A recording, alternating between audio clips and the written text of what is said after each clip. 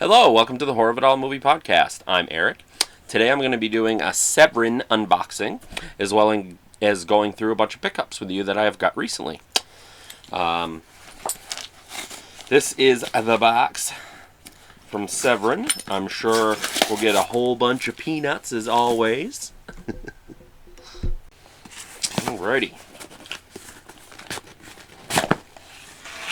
Not too terrible this time. I don't know of anybody else that is necessarily a fan of these things, but hey, I'm sure it's cheap. You probably get a giant bag.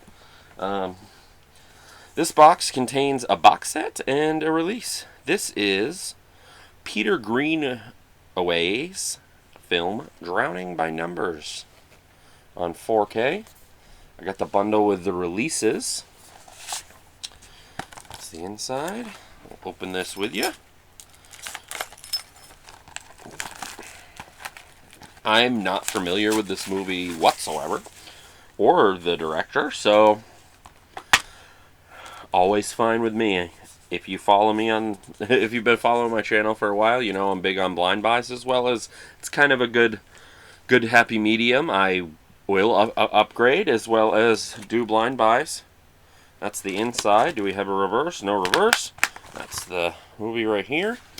A wonderful treasure of a film. Easily his most playful work in every sense of the term. It makes for an ideal introduction to Greenaway's newcomers. Perfect.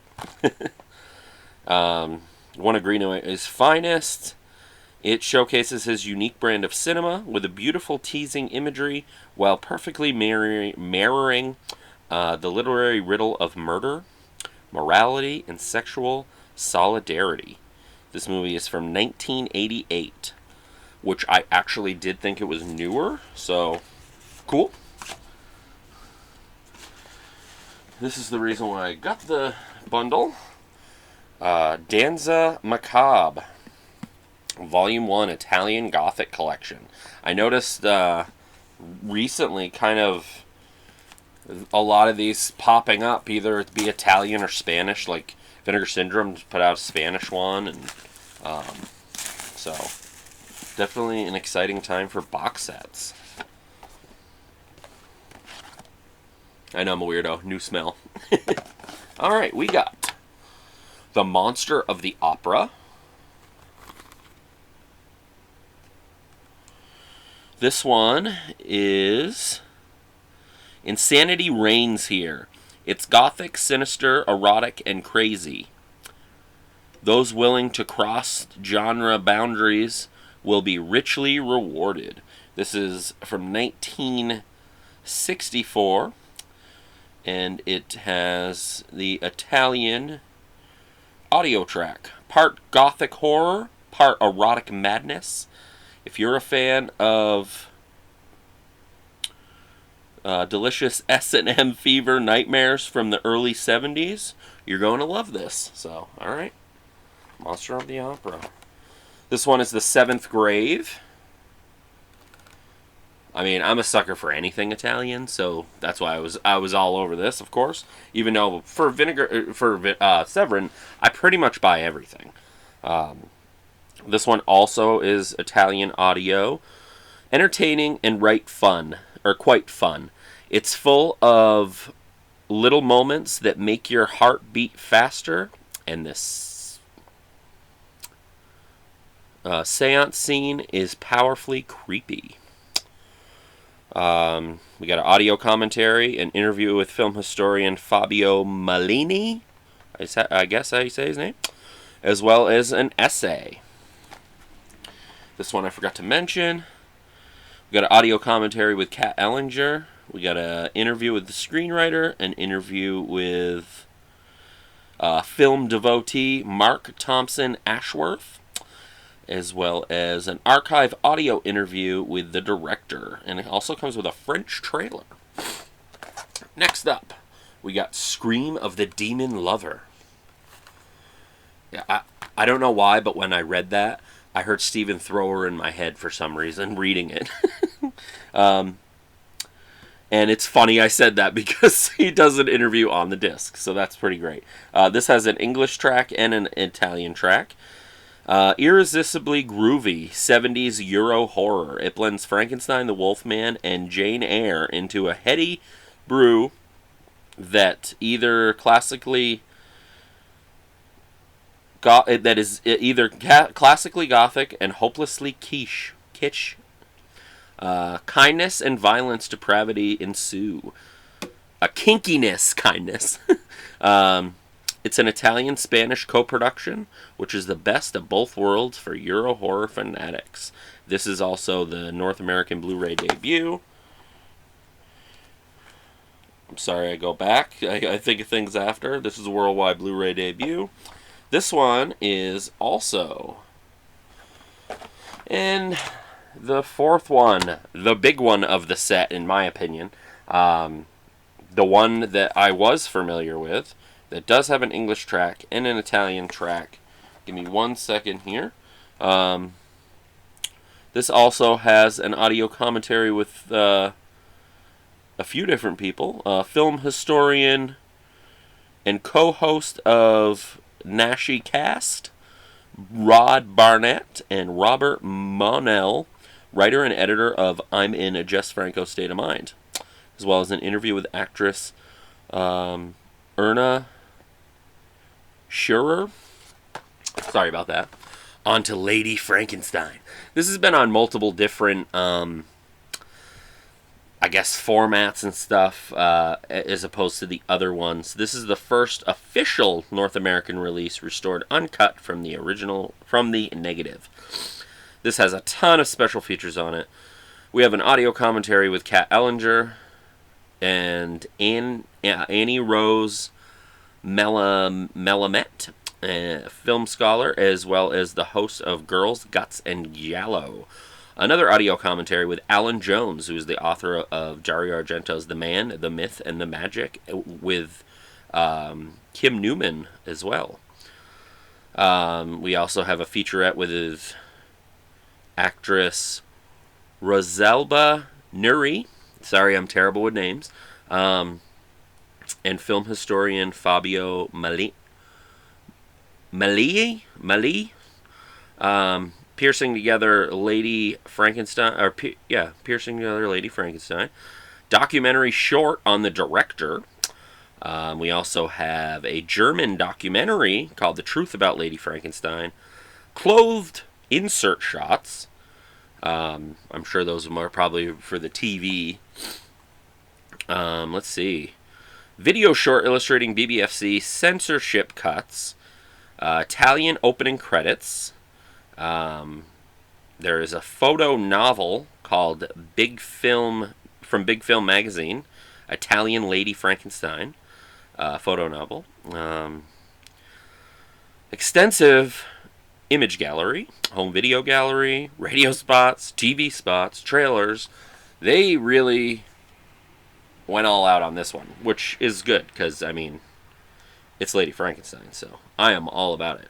Pure drive-in bliss. Fun gothic horror with kinky sequences that predate the depraved antics of Flesh for Frankenstein. Lady Frankenstein. And then lastly, I'm going to look, in case anybody's curious, if we got any reverses, and it doesn't look like it, which is fine because this art is very nice. So yeah, that is my Severin unboxing. Let's see if I got any stickers or anything. Surprisingly, no. That's kind of odd. Well, that is probably a first. No stickers. Oh well, I got plenty of them. Excuse me. So, I'm just going to go through a bunch of pickups that I did, and we'll call it an episode. So, I'm not going to go too deep into any of these, because I just got most of these in. So, if I'm familiar with the movie, I might say more about it, but otherwise I'll just go through for you. Infinity Pool. This is, what is it? Brandon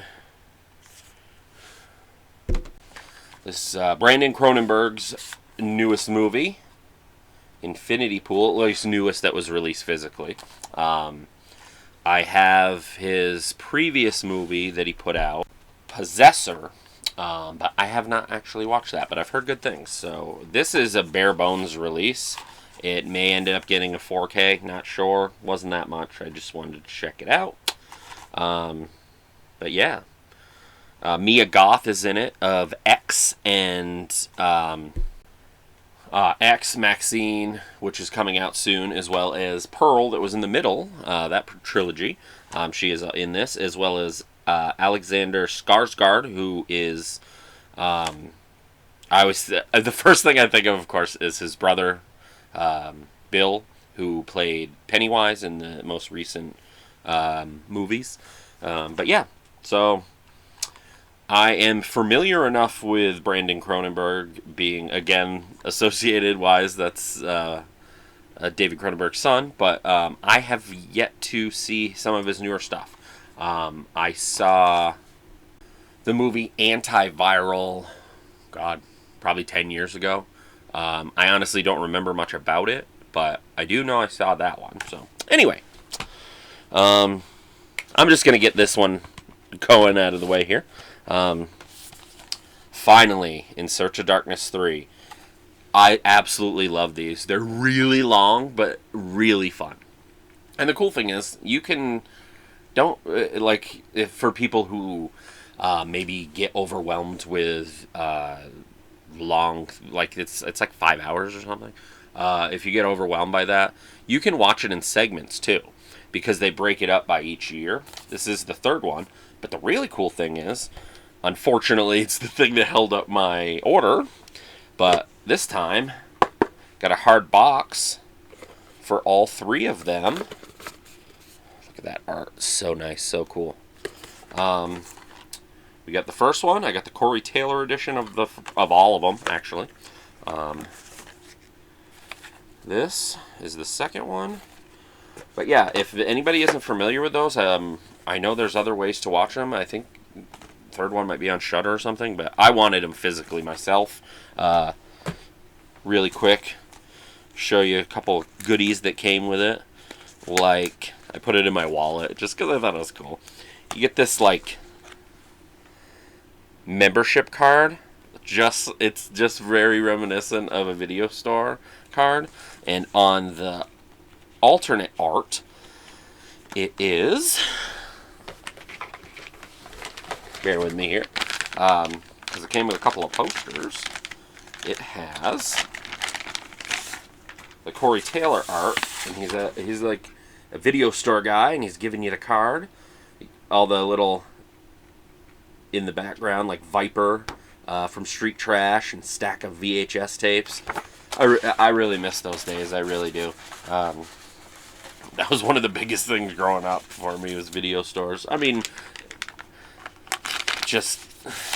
I miss it. I do.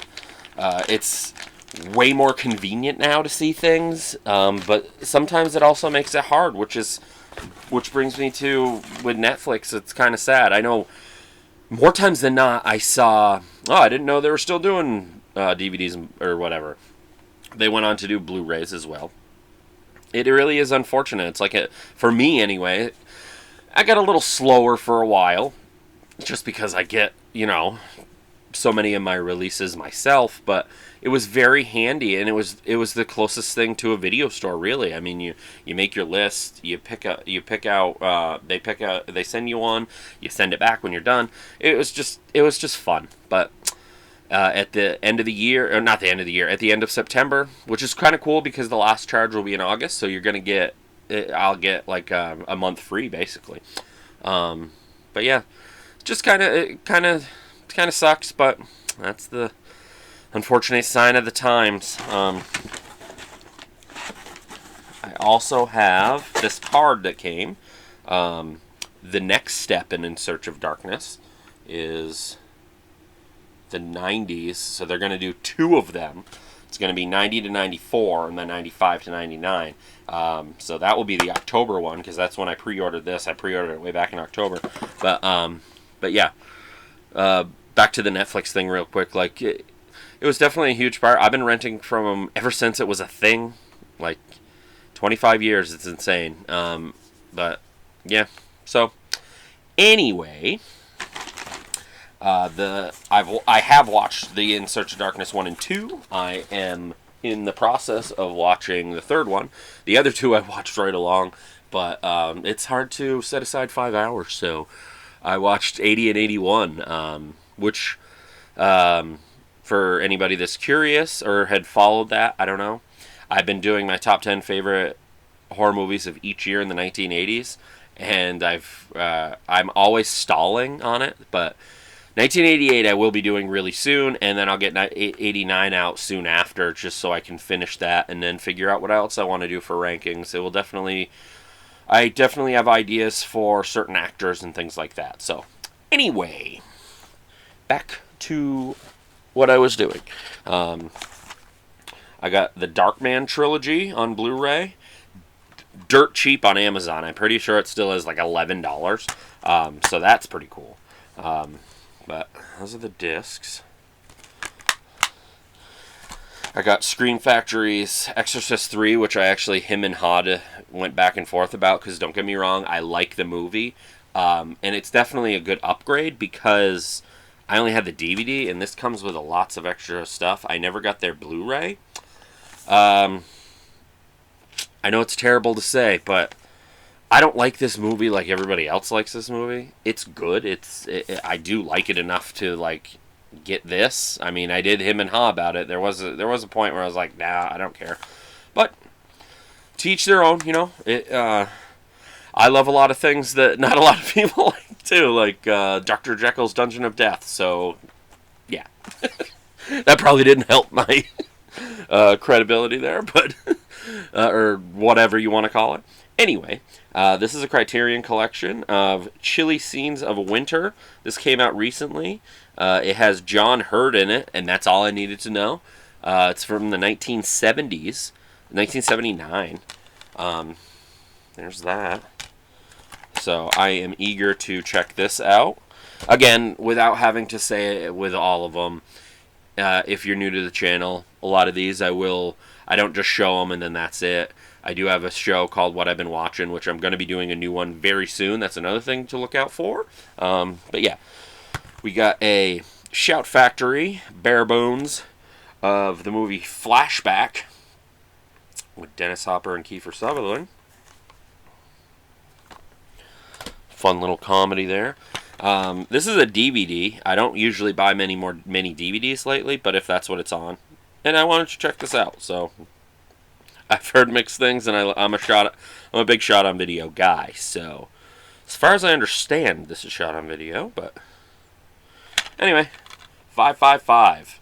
I heard about this from the Bad Taste Video podcast and wanted to check it out. As far as I understood, these were out of print.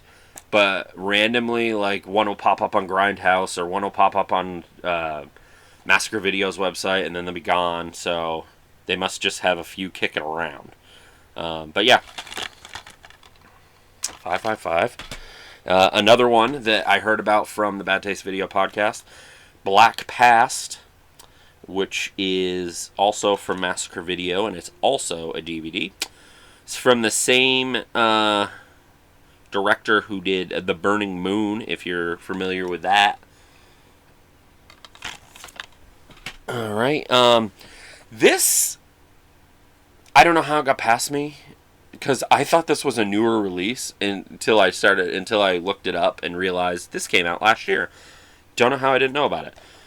But it's an imprint release called Johnny Got His Gun, and if you're a Metallica fan, and maybe you know this, maybe you don't, this is the movie that James Hetfield saw and wrote One. Is the song One and the video is based on this movie, Johnny Got His Gun. So, pretty intense war stuff, and so, yeah. Don't know how this one got past me, just glad I was able to get one because they are gone. You can find them randomly here and there, but I was lucky to find one. I don't think I've said anything about this one, but Haunting of Julia, if anybody's a physical media person and have been keeping up with releases, this has been released in almost every country, it seems. Not every country, but, you know, there's like 4 or 5 of these releases. Alternate title Full Circle, which I appreciate, Scream Factory. You lately haven't been doing that with the reverse art, but this is a new release, not a reissue, so. But yeah, this has... I honestly am not familiar with it whatsoever. I literally just got it. This has Mia Farrow in it. Perfect blending of role and performer with Mia Farrow. Either the victim of a ghostly possession or slowly disintegrating into madness. Disintegrating? That's what it says. But yeah, The Haunting of Julia. And then these I got... some Kino from the recent sale. I got, what's this? Asphyx? I'm not sure how to say that. I'm terrible. I know. Just looked interesting. And then I got 4 of these box sets. I've heard mixed things with them, but lately I've been on a kick of like older movies and black and white movies, noir movies, anything along those lines. They don't all have to be noir, but I got some of the noir stuff. 4 random ones, actually. I don't need all of them. It's just the ones that sound interesting. This is the Dark Side of Cinema 10 box. First and foremost, because Tony Curtis is in 2 of them. He is in Flesh and Fury, as well as The Square Jungle. Each one in this one is related to boxing, I guess. That's the one he's not in, but this is the other one. So yeah, there's that. There's number 9. That one. I do really love the art on these boxes. I do know that these are probably just a slew of movies that they got, and then they were like, why don't we just put them in box sets? Because I have heard some of them aren't necessarily fully noir, but you know what? I don't care. I love old movies. So this one's called Calcutta. This one's called An Act of Murder.